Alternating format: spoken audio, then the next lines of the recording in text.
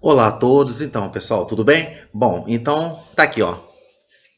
Vamos então à sexta e última parte de como iniciar filosofia no primeiro dia de aula ou no primeiro dia do ano letivo, né? De como o professor ele pode iniciar a filosofia de modo que a sua aula seja enriquecedora para que na apresentação de, de, de assuntos posteriores, né, o entendimento cada vez fica melhor a respeito da filosofia, tá certo? Então você vê que nós já chegamos aqui na sexta e última parte, na última subdivisão 3, tá? E essa sexta parte ela trata de ética e moral, né? Para a gente encerrar essa videoapresentação que é dividida em 6 partes, né? Já está disponibilizado aqui abaixo, né? Todas as partes da primeira até a sexta parte, tá?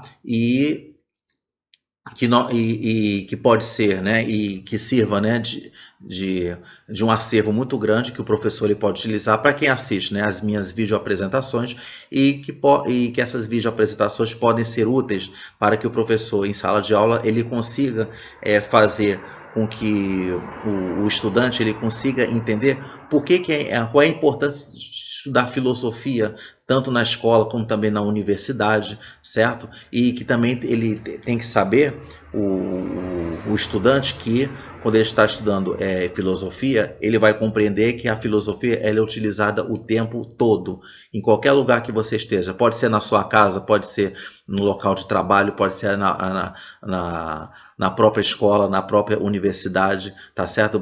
Todas as apresentações que foram feitas sobre como iniciar a filosofia, então já dá para se ter uma ideia de como a filosofia ela é sempre aplicada, mesmo que a pessoa nunca sabe que está exercendo a filosofia, né? Então você vê que ela está sendo usada o tempo inteiro, principalmente quando a gente tem a nossa capacidade de decisão. É um recurso que a natureza nos deu, que é a capacidade de decidir, que somente o ser humano ele é capaz de decidir.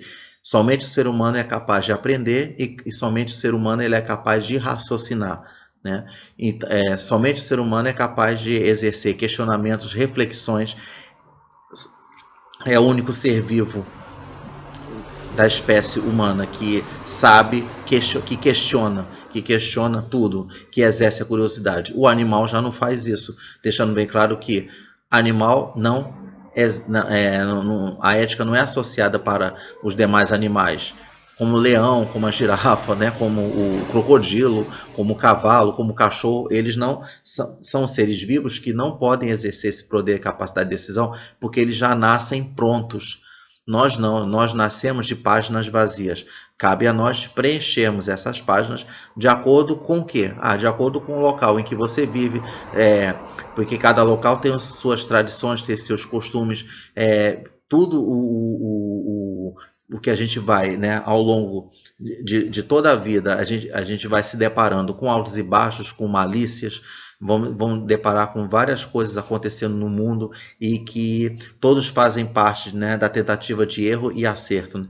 Quando a gente acerta, quando a gente erra, a gente está aprendendo, a gente vai assim evoluindo por causa disso, porque nós não nascemos prontos, enquanto que os demais animais, eles já nascem prontos, eles já sabem o que vão fazer na natureza, certo? Então, para começar esse vídeo, vamos falar a respeito de, tá aqui, vamos dizer, a dica que eu dou aqui, né, que o professor ele pode pegar aqui, utilizar, né, tá aqui o celular, e ele pode já ter, se ele quiser pegar, por exemplo, umas ilustrações. Quando eu estava preparando essa sexta e última parte dessa apresentação sobre como iniciar a aula de filosofia, eu me deparei aqui com essa ilustração aqui, ó, uma história em quadrinho, tá aqui, ó, do Vinck, né? Do Vinck aqui. E achei muito interessante porque se tratou de uma das características da filosofia, que é dualidade, né? Lembrando que dualidade, o que é dualidade? A dualidade ela trata, né, de palavras que são opostas entre si.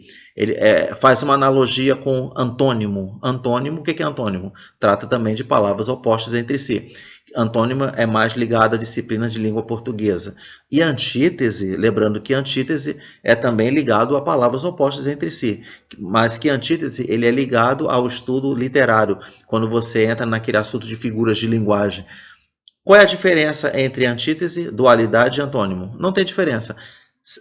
São a mesma coisa, só que cada termo ele é apropriado para uma disciplina que você está estudando, tá? Na dualidade, na filosofia, no caso, a gente usa a palavra dualidade, tá certo? Um exemplo aqui, vamos dizer aqui, tá lá, ele está dizendo aqui o Vink aqui, ó. Ele está falando aqui, ó. Tá lá. Ele está dizendo assim, alto lá, quem vem aí? O Vink pergunta. Aí a pessoa lá responde assim, amigo ou inimigo? Ou, no caso o Vink, né? Perdão, o Vink, de novo aqui, ó. Ele fala assim, ó. Alto lá, quem vem aí? Amigo ou inimigo? São as perguntas do Vink. Beleza. Aí a pessoa responde, tá lá. Eu sou amigo de uns e inimigos de outro. Tá vendo essa coisa de amigo e inimigo? São palavras opostas entre si. É relacionado à dualidade. Tá lá. Aí, mas em última análise, eu sou apenas um ser humano vivo tentando seguir seu caminho na vida como qualquer outra pessoa. Então, vamos lá. Ele responde. Vamos, de novo aqui, ó. Alto lá, quem vem aí? Amigo ou inimigo? Tá aqui, ó. Alto lá, quem vem aí? Amigo ou inimigo?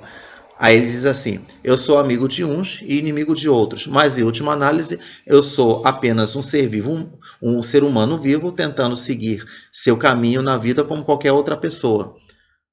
Aí ele fala assim no final o Vink, né? Ele faz outra pergunta. O que um filósofo está fazendo por aqui?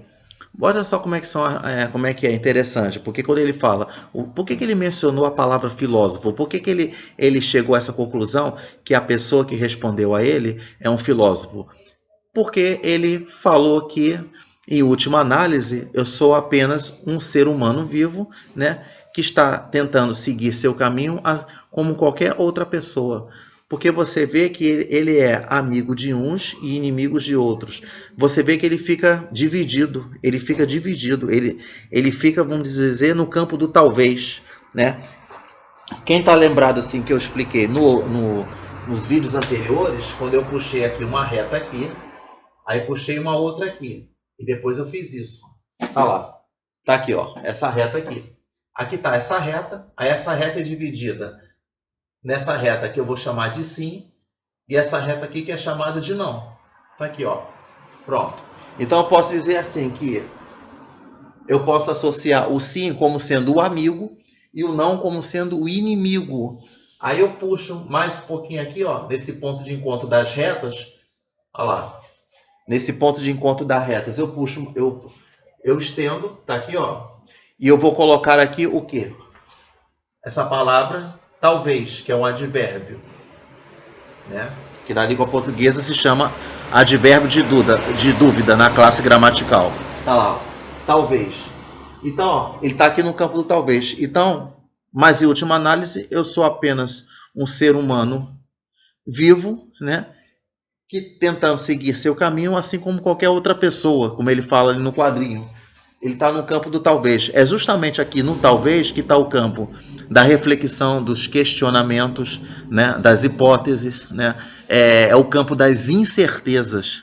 Então você vê que é justamente aqui nessa parte aqui que você exerce o quê? A filosofia, tá? E quando você está nessa capacidade de indecisão, que você está na capacidade de análise de decisão, quando eu estou querendo, como eu tenho capacidade de escolha, de decidir, então está relacionado com o quê? Essa capacidade de escolha, de decisão, né? Eu tenho a capacidade de escolher, eu tenho a capacidade de decidir. Eu tenho capacidade de dizer sim e eu tenho capacidade de dizer não. Está relacionado à ética, tá certo? Então, tá lá. Então você vê que é muito interessante como é que o professor ele pode pegar uma ilustração relacionada à filosofia e apresentar em sala de aula. Então fica uma maneira muito mais fácil de compreender o que é realmente a filosofia, né? O que a filosofia está querendo passar para a gente, o que significa realmente estudar filosofia, certo? Então vamos lá, tá aqui. Bom, então você vê que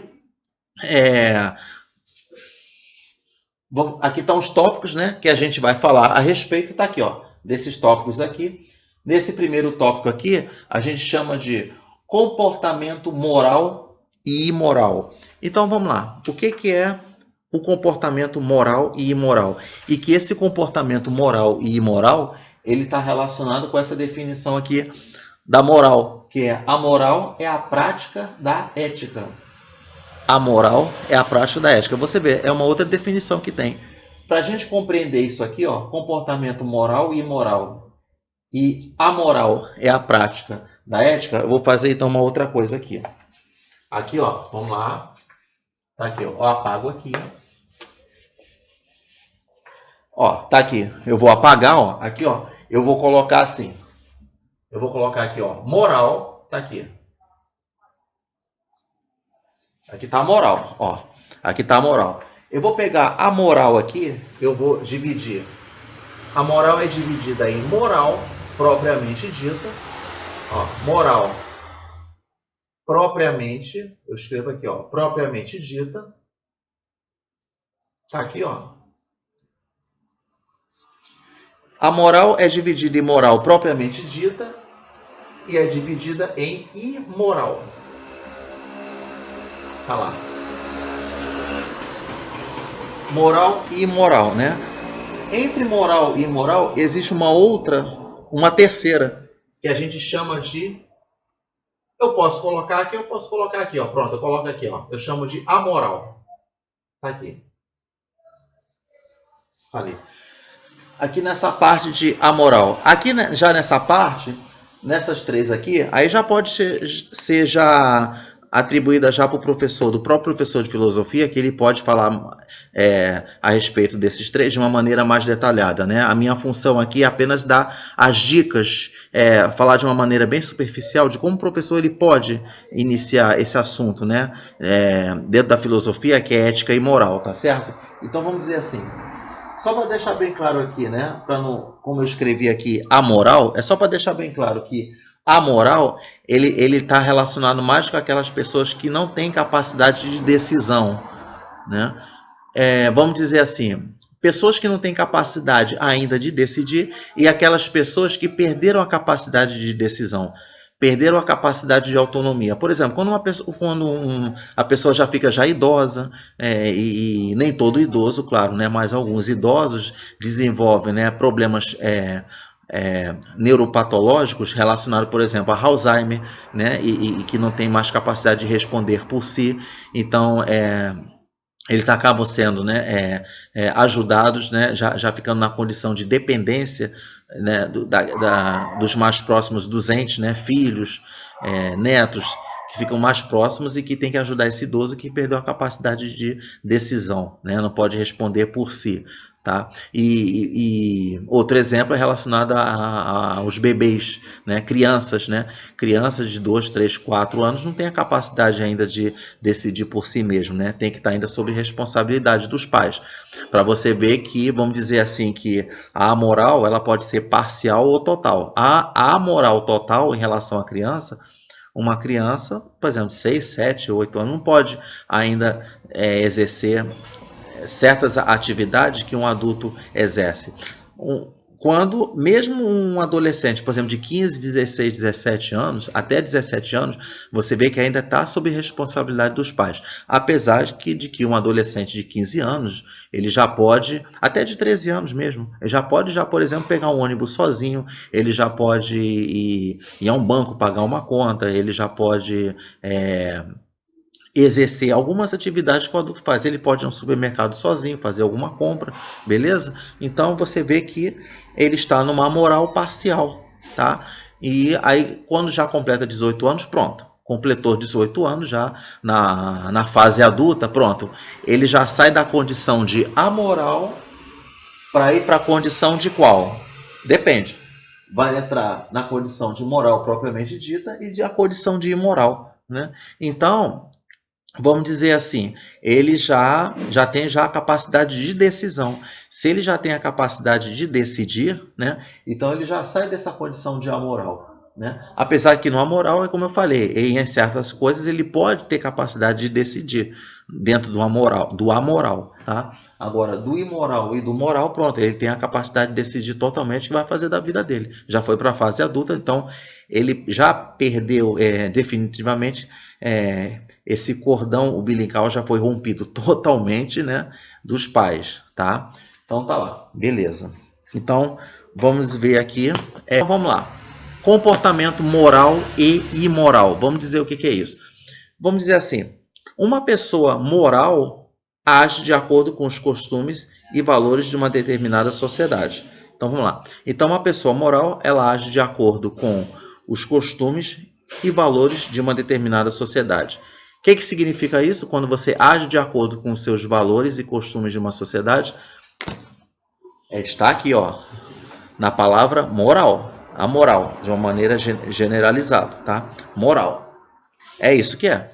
Eu sou uma pessoa moral por quê? Porque eu sigo, né? Porque eu ajo de acordo com os valores e costumes de uma determinada sociedade, tá?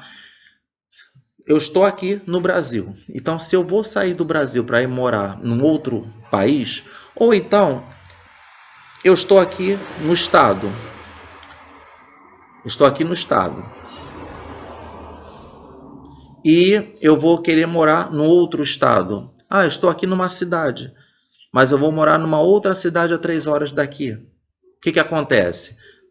Numa outra cidade que, vamos dizer, que fica a 3 horas daqui, ele já tem outro tipo de tradição e costumes. Então, se eu for sair daqui, de um país, Brasil, para morar no outro país, ou de uma cidade para outra cidade, ou de um estado para outro estado, o que vai acontecer?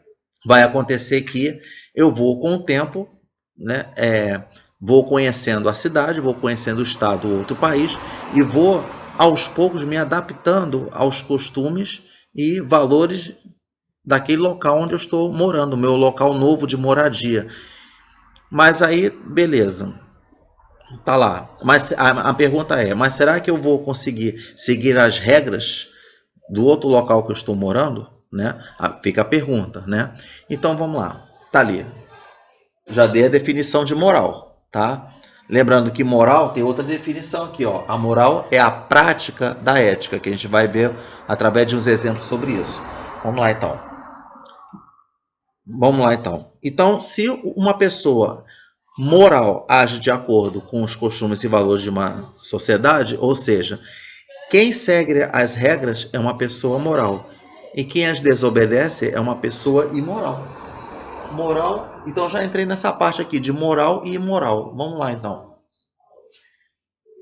A moral propriamente dita, né? A moral propriamente dita, ela quer dizer o seguinte, que se eu sigo a regra, eu sou uma pessoa moral. E quem desobedece às regras é uma pessoa imoral. Mas às vezes quem desobedece uma regra, você é uma pessoa imoral, mas de repente não é uma pessoa do mal. Uma pessoa, mesmo sendo imoral, não quer dizer que ela seja do mal, né? Às vezes pode acontecer que uma pessoa que é moral, a pessoa é moral, ela é moral, mas ela não é do bem, né? Vamos dizer assim. Você vê que é muito relativo isso, tá? Então, um exemplo. Eu estou ali na placa, eu vejo escrito ali na placa, perto, ali na beira de um lago, ou de uma lagoa, ou de um rio, e que nesse lago ele fala assim, ou então na praia mesmo, né? Num trecho de uma praia, ele tá ali a placa, é proibido nadar. Tá descrito, é proibido nadar. Então, o que acontece? Se é proibido nadar, eu vou ficar assim analisando. Ó, eu já estou analisando. Eu vou perguntar, ué, por que colocaram essa placa aqui de que é proibido nadar? Por que eu não posso nadar? Será que é perigoso? Será que esse rio, o lago ou lagoa, estão contaminados? Não sei o que está acontecendo ali. Então, o que acontece? Então, vamos lá, eu estou analisando, eu estou fazendo um poder de análise, eu estou fazendo as reflexões. Pronto, isso é ética. É ética porque eu estou analisando, ó, capacidade de decidir. Eu nado ou não nado? Ó, eu nado ou não nado? Isso é ética. Agora vamos dizer que eu vou já decidir. Pronto, eu vou nadar. Tá ali, a pessoa vai lá e nada, né? Tá, eu vou nadar. Então, se eu nadar, o que eu acabei de fazer? Eu acabei de exercer a moral. Porque o que é moral? Moral é a prática da ética. Enquanto, antes de você já praticar, antes de você já tomar a decisão, tomei a decisão, eu vou nadar. Antes disso, eu só estou analisando. Isso é ética. Quando eu já decidi o que eu quero, pronto, não, eu vou nadar, pronto. O que exerci? Moral. Eu exerci a moral. A moral aqui, exerci a moral. Mas de que tipo? Do tipo imoral. Por quê? Porque eu desobedeci uma regra. Eu desobedeci uma regra. Quer ver um outro exemplo? Um outro exemplo, vamos supor que tem o Clube do Bolinha, vamos dizer assim, né? O Clube do Bolinha, vamos lá. Quem lembra o que é o Clube do Bolinha, né? O Clube do Bolinha é como se fosse assim. A gente imagina uma casa e que nessa casa só entra homem, só entra menino, não pode entrar menina, nada, não pode entrar, só pode ser a casa do Bolinha, só pode entrar menino lá dentro, beleza. Então, tá. Isso é uma regra já imposta lá por aquela casa, é o Clube do Bolinha. Beleza, tá lá. Essa é a regra, é a norma. E vamos dizer que de repente lá uma menina, ela entra na casa, decide entrar na casa. Ela, sabendo que no Clube do Bolinha não pode entrar a menina, mas a menina desafia e entra. Qual é a atitude que ela cometeu? Ela cometeu moral, porque ela decidiu, ó, eu entro ou não entro? Ah, quer saber? Vou entrar. Entrou, pronto. Ela já decidiu, ela já praticou a ética, ela colocou em prática o poder de análise dela, moral. Mas como ela desobedeceu uma norma, ela é então imoral, tá? Então é isso que eu quero dizer, essa diferença de moral e imoral, tá? Às vezes lembrando que nem sempre uma coisa moral é uma coisa boa, nem sempre é boa. Da mesma forma que uma coisa imoral nem sempre é ruim, tá? Então vamos lá. Então, pessoal, então é assim que uma pessoa moral ou imoral não é necessariamente aquela que segue as leis ou regras jurídicas. Como assim? Uma pessoa moral ou imoral, né, não é necessariamente aquela que segue as leis ou regras jurídicas. Como é que é isso? Vamos ver como é que é. Vamos dizer, comportamentos como furar fila no banco. Beleza. Vamos lá, furar fila no banco. Jogar lixo no chão, né? Colar na prova, falar mal de um colega na frente do outro, né? Pode ser no trabalho, pode ser na escola, o que for, né? Ou não dar espaço para os mais velhos no metrô, né? O que acontece? Furar fila, colar na prova, né?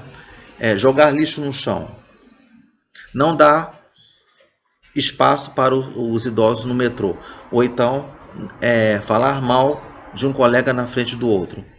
São atitudes ilegais?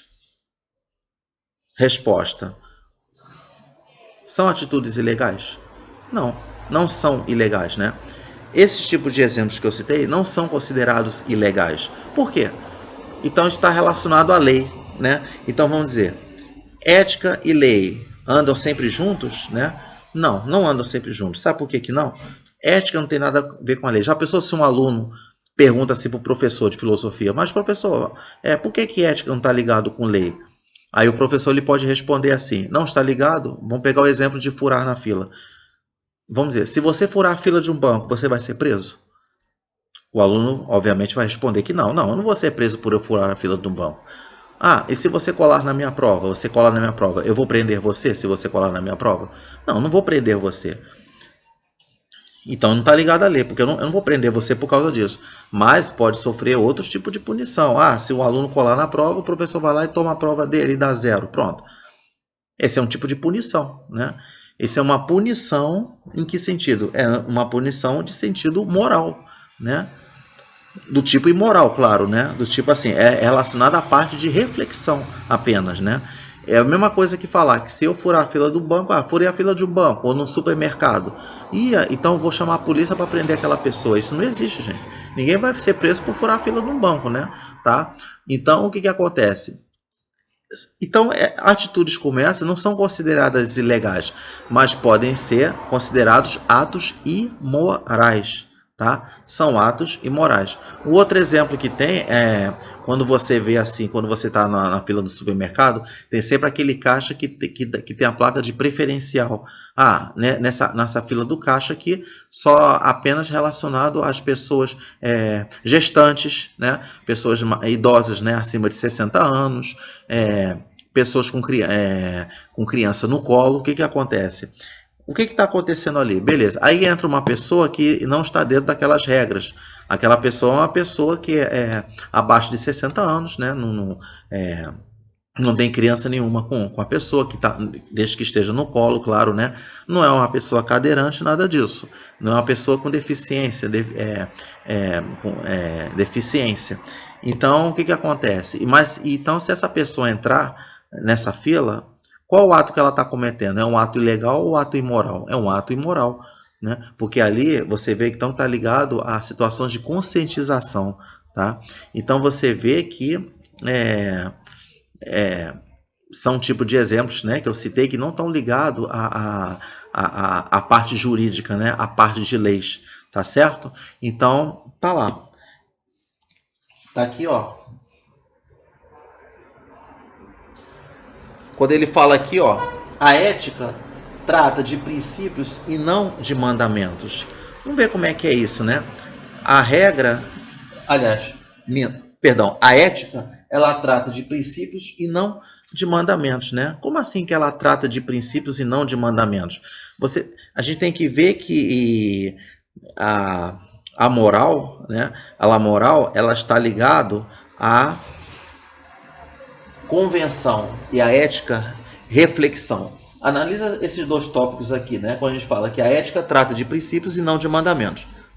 A moral é convenção, que está ligado a mandamentos, né? Convenção, que está ligado a normas, a regras, né? Enquanto que a ética, reflexão, está ligada a princípios. Porque é assim, vamos dizer que eu estou... vamos fazer o contrário aqui, em relação ao estrangeirismo. Vamos dizer que uma família alemã, uma família italiana, uma família holandesa, vamos dizer, uma família holandesa, beleza. Tá, uma família holandesa, isso acontece muito aqui no Brasil, que a gente vê em algumas regiões, principalmente no sul do Brasil. Olha só que interessante. Uma família holandesa, uma alemã, que seja o que for, uma família europeia. Ela sai de lá do país, né, da Europa, e vem aqui para o Brasil. Aí, beleza.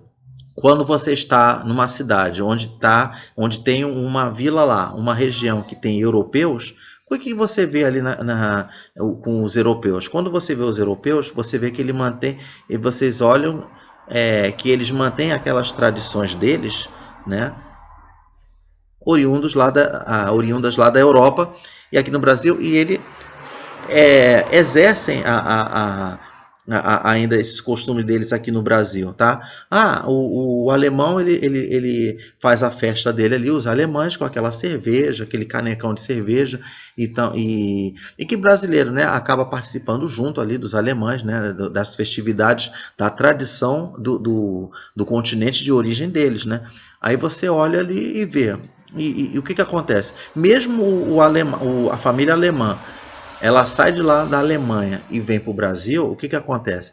Você vê, o que aconteceu? Eles mantêm os princípios dele, não mudam os princípios, mesmo estando em locais diferentes, os princípios é o mesmo. Eu posso sair de um país e ir para o outro.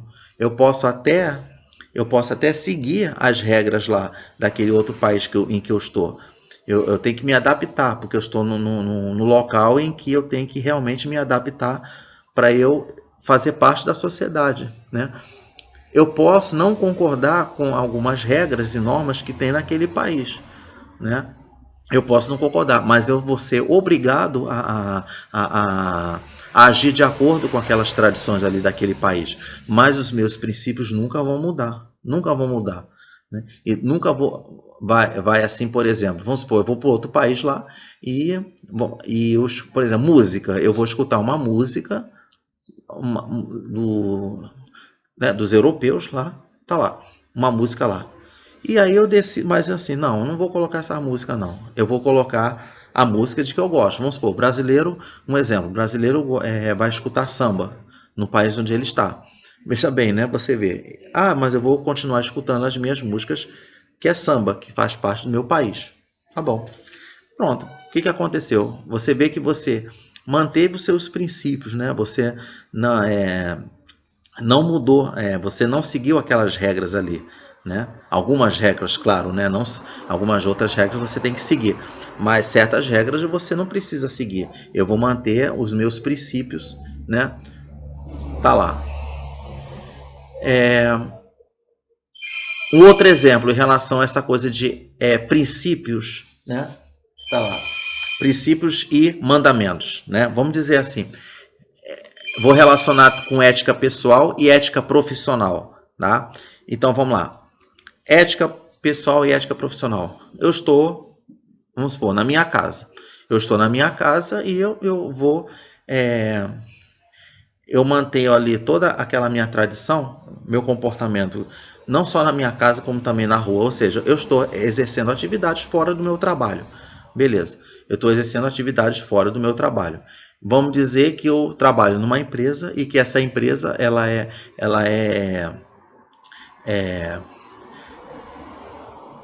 onde exerce muitas atividades ilegais, né?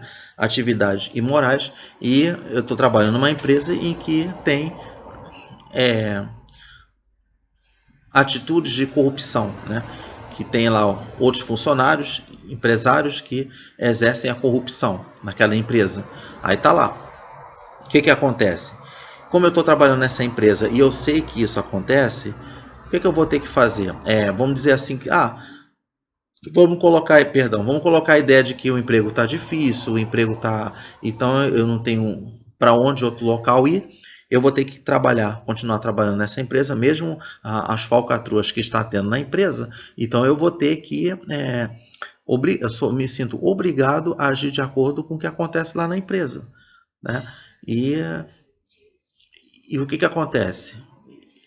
Eu vou ter que ceder, né, esses tipos de situações que acontecem. Eu vou ter que ceder, né? Mesmo não fazendo parte ali do esquema diretamente, né? Eu vou apenas obedecer o que o empresário, o dono da empresa está falando para mim.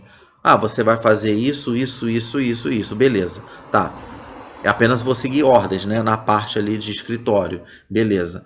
Mas eu não sou obrigado a fazer diretamente. A única coisa que eu tenho que fazer é manter eu cantinho no meu local e continuando fazendo o meu trabalho como deve ser, tá certo? Então, mas você vê que eu posso estar trabalhando lá nessa empresa que exerce atitudes ilícitas, né? Mas os meus princípios eu vou sempre mantê-los, né?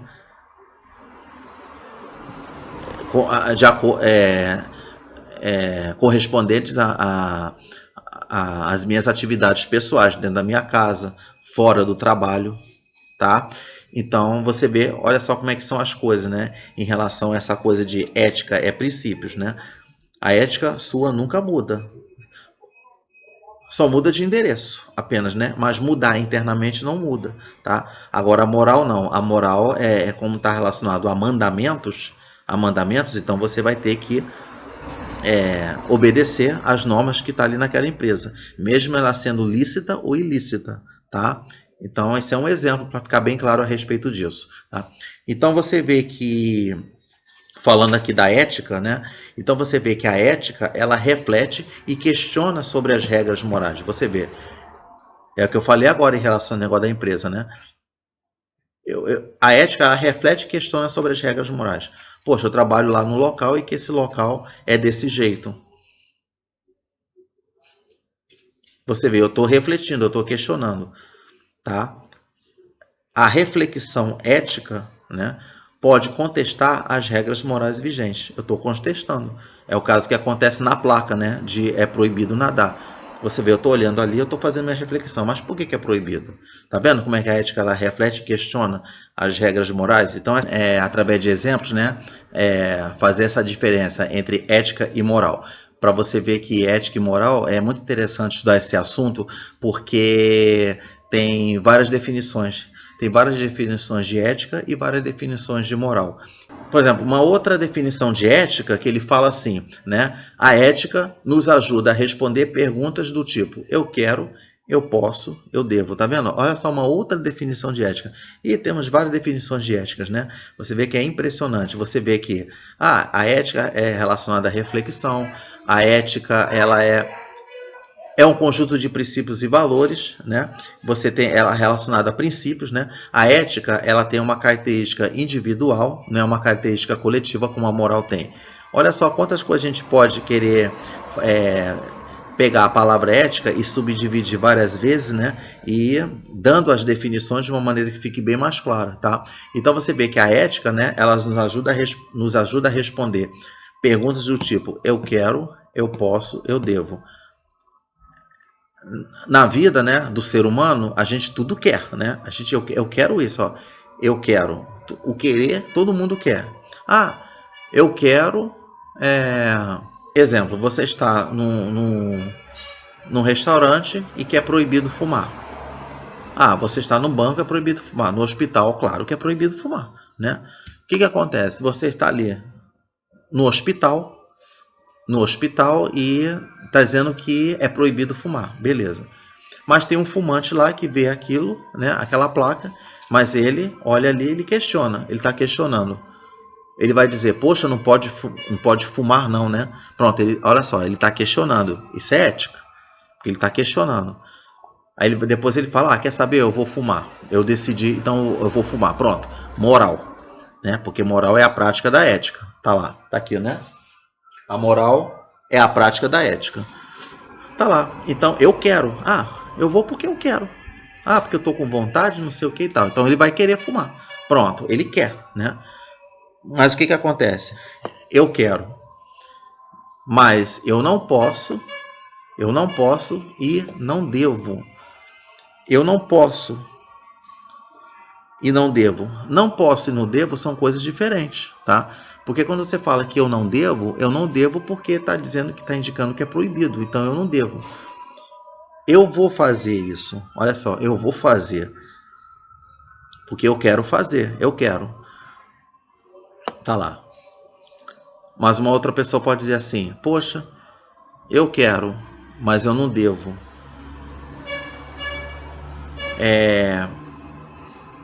Eu posso. Tá lá, eu posso. Então essa coisa de dizer que eu posso, ele já está querendo desafio. É no sentido de desafio. Quer saber? Eu quero.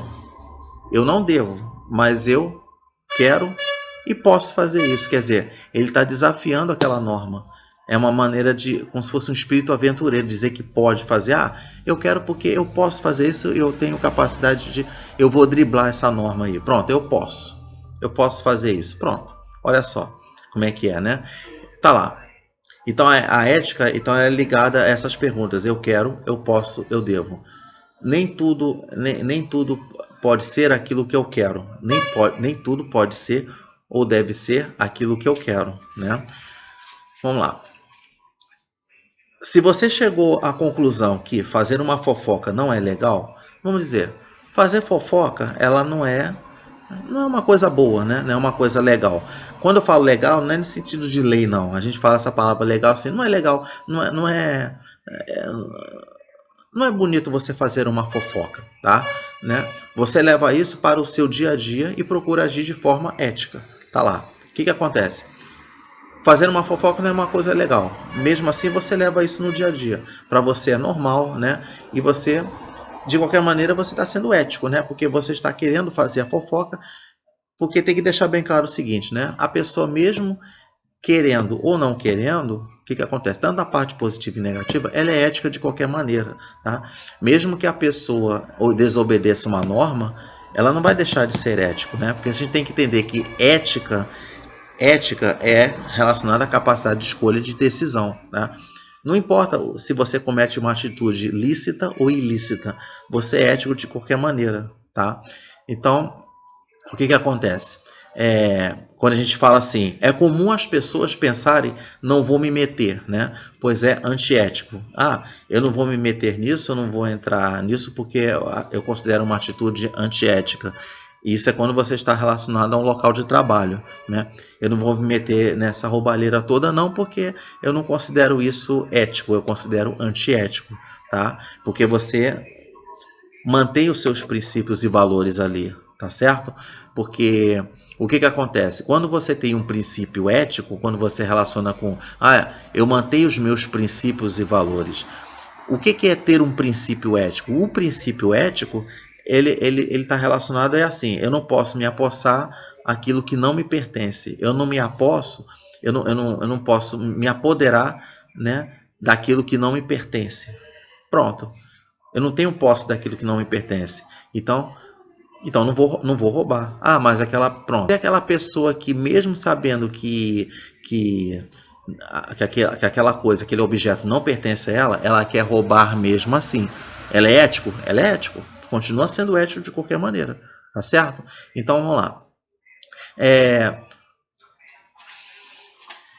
Nessa parte aqui de moral, é convenção aqui? Convenção? Porque é assim. Então, já quase assim finalizando, dizendo assim que nessa parte aqui dos tópicos, né, falando assim que a moral ela é basicamente quando eu transformo a ética numa estrutura escrita. Porque veja bem uma coisa, a ética é uma coisa que vamos dizer assim, que você reflete, você questiona, você ainda não decide, você está na indecisão ainda. Você não decidiu o que vai fazer. Aí quando você decidir, você vai lá e escreve. Porque vale o que está escrito, né? Então a moral basicamente quando eu transformo a ética numa estrutura escrita. A partir do momento que já está escrito ali, pronto, não volta atrás. Porque escreveu ali é a mesma coisa quando você está lá numa rede social. Você está lá num bate-papo ali numa rede social, tá lá. Você vai lá, digita, pronto, manda, beleza. Tudo bem que tem um recurso lá que você pode apagar a mensagem, mas mesmo assim não adianta.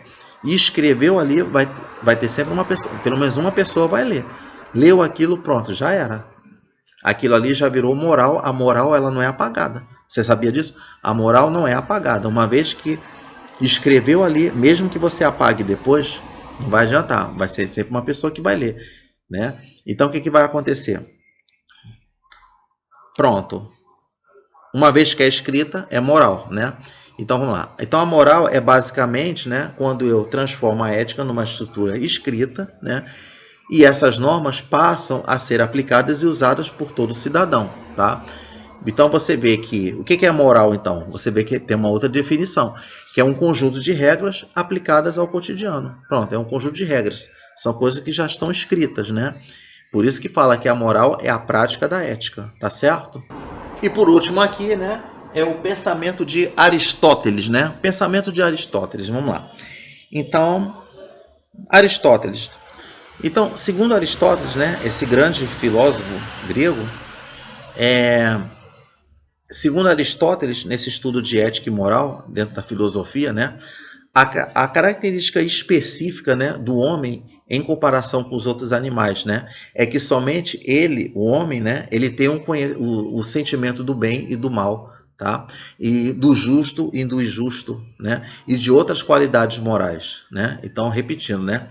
Você vê que, segundo Aristóteles, né, a característica específica do homem em relação em comparação com os outros animais, né, é que somente ele tem um conhecimento do bem e do mal, né? Tá aqui. Daquele negócio da reta, né, que eu botei sim e não, né?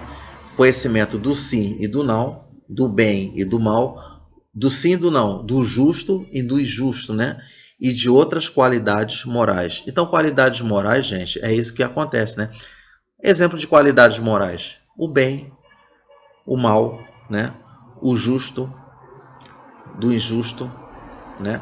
São qualidades morais, né? Então, qualidades morais: amigo e inimigo, certo? Então, você vê como é que é interessante, né? Quando Aristóteles, né? Né? Depois que ele, né? Foi um grande, profundo estudioso em relação, né, à classificação dos animais na zoologia. Você vê como é que se utiliza do raciocínio para poder até comparar os demais animais com os seres humanos, tá certo? Para a gente comparar né? O que que ele quis dizer com isso, né? Que ele quis dizer que nós somos páginas vazias, né? Então, nós é que decidimos, nós é que escolhemos se a gente quer ir para o caminho do bem ou quer ir para o caminho do mal, né? Ou que a gente tem que ter o sentido do justo e do injusto e de outras qualidades morais, né? Então, nós já, né, já encerrando essa sexta e última parte de como iniciar filosofia no primeiro dia de aula, no primeiro dia do ano letivo. Então eu quero fazer logo as considerações finais aqui, para deixar bem claro que se todos pudessem, todos, né, a maioria, a grande parte da população, não só do Brasil como também do mundo, né, se grande parte, se a maioria pudesse exercer esse estudo perdão, intenso da filosofia, olha como é que tantas coisas poderiam serem evitadas, como é que as pessoas poderiam ter capacidade de aprender coisas muito mais, absorver muitas informações para evitar certas atitudes que a gente considera tão assim de barbaridade muito grande em relação, por exemplo, essas notícias que a gente vê de pessoas, né, que falam que não dão muito valor ao estudo, pessoas que não dão valor à leitura, pessoas que, vamos dizer assim, que não conseguem aprender, não têm capacidade de raciocínio. Olha quantas coisas poderiam acontecer de grandiosidade, tipo que a pessoa poder exercer o seu pensamento crítico, de poder desenvolver a sua opinião própria, não querer aceitar passivamente tudo o que é transmitido por meio de vários veículos de comunicação. Quando a gente olha a TV, a gente lê uma coisa no jornal, numa revista, o que for, e a gente ler aquele assunto e a gente olhar assim e aceitar as coisas passivamente, né? Então, com o estudo da filosofia, porque a filosofia é relacionada ao raciocínio, ao uso da razão, né? A filosofia ela é relacionada à capacidade de aprender. Então, se as pessoas pudessem absorver as informações e utilizar aquelas informações para poder saber se são verídicas ou não são verídicas, e não querer aceitar aquela informação logo assim de cara, né? Aceitar e ficar por isso mesmo, e pudesse olhar aquela informação e poder questionar, vou fazer uma pesquisa, eu li aquela informação, vou pesquisar profundamente sobre isso para ver se é isso ou não, eu quero aprender mais sobre isso. Você vê como é que a filosofia ela é muito importante para esses objetivos, né? Você imagina se você pudesse exercer a filosofia de uma maneira bem profunda, detalhada, você pode chegar em qualquer questão, pode ser de um concurso, até numa questão de prova, não só da filosofia, como também de outras disciplinas, como matemática, física, química, e você olhar uma questão e você saber que aquela questão é relacionada a que assunto e que você pode raciocinar em cima daquela questão, ou então quando você está lendo uma interpretação de texto, você está lendo uma interpretação de texto numa aula de língua portuguesa, aí você está lá lendo a interpretação lendo o texto e interpretando ela para você conseguir responder as perguntas. Então, porque você está sempre raciocinando, você está praticando. E outra coisa também, como é que a filosofia é muito importante para você se desvincular, de você não ficar, vamos dizer assim, se ligando a muitas ideias distorcidas que é feita, né? Muitas ideias assim, distorcidas que a gente vê de pensamentos equivocados. Por exemplo, quando você fala assim, muita gente fala assim, por exemplo, que ciúme é uma prova de amor. Todo mundo fala assim, ciúme é prova de amor. Aí o que a pessoa diz? Porque é o que todos dizem. A pessoa diz isso porque todo mundo diz a mesma coisa. Quer dizer, querer seguir a maioria, né? Ciúme é prova de amor? Ciúme nunca foi prova de amor, jamais.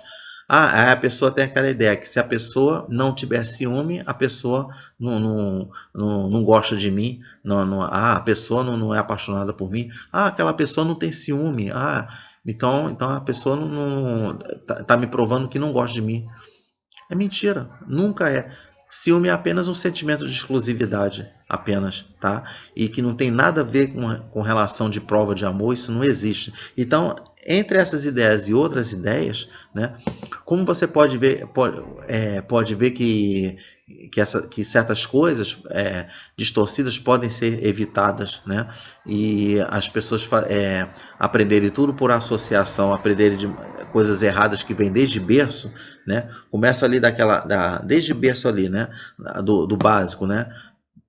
De, de 3 anos de idade, 4 anos de idade, aprende aquela maneira errada, e aquela maneira errada ela vai levando com ela de geração em geração. Aí quando chega na fase adulta, vai exercer essa coisa errada, porque aprendeu lá desde cedo, de uma maneira muito errada. Então, olha só como é que a filosofia ela pode salvar muitos e fazer com que a pessoa se torne um adulto questionador, um adulto curioso, né? Um adulto com poder de análise muito grande. Né? Vejo muitos, assim, vamos dizer, não são poucos, são muitos, né, que têm um poder de análise muito grande, que sabem questionar, que sabem argumentar, entendeu?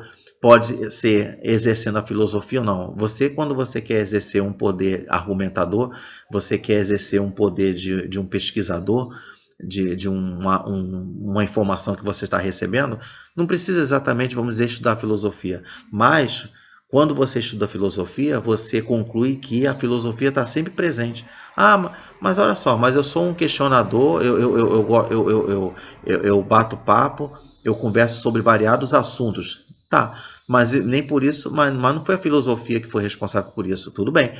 Mas sabe-se que, mesmo a pessoa não sabendo que é a filosofia que é responsável, mas quando ela estuda filosofia, ela acaba vendo que a filosofia sempre fez parte dessa pessoa, tá certo? Então, pessoal, então espero que essas 6 partes, né, que já disponibilizei aqui abaixo, possam ser de grandes ferramentas, né, para que o professor ele consiga fazer uma introdução motivacional no estudo da filosofia e que faça com que a maioria, né, dos estudantes consigam desenvolver essa capacidade de aprendizagem muito grande, né, que, que vai ser muito útil para desenvolver o raciocínio em outras disciplinas escolares, não só dentro da escola, como também exercer atividades no seu dia a dia fora da escola, tá certo? Então, pessoal, então, tá, valeu, muito obrigado, tá? Então, até a próxima. Obrigado aí por tudo. Valeu.